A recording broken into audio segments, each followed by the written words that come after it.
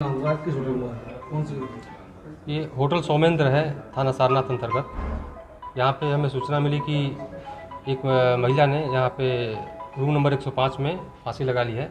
फांसी लगाकर आत्महत्या की सूचना मिली। इस पर फील्ड यूनिट को बुलाया गया और सभी लोग यहाँ पहुँचे तो सभी साक्ष्य संकलित किए गए यहाँ से। प्रथम दृष्टया मामला जो है आत्महत्या का ही प्रतीत होता है। इसमें आकांक्षा दुबे यहाँ पर रुकी हुई थी, जो भोजपुरी फिल्मों में काम करती हैं और मूल रूप से चौरी भदोही की रहने वाली हैं और काफ़ी समय से महाराष्ट्र में इनका परिवार रहता है। तो सभी परिजनों को सूचना दी गई है, वो आ रहे हैं और अग्रिम विधिक कार्रवाई इसमें की जा रही है। कोई सुसाइड नोट वगैरह मिला है? कोई सुसाइड नोट बरामद अभी नहीं हुआ है इसमें। यहाँ पर कितने दिन से रुकी थी?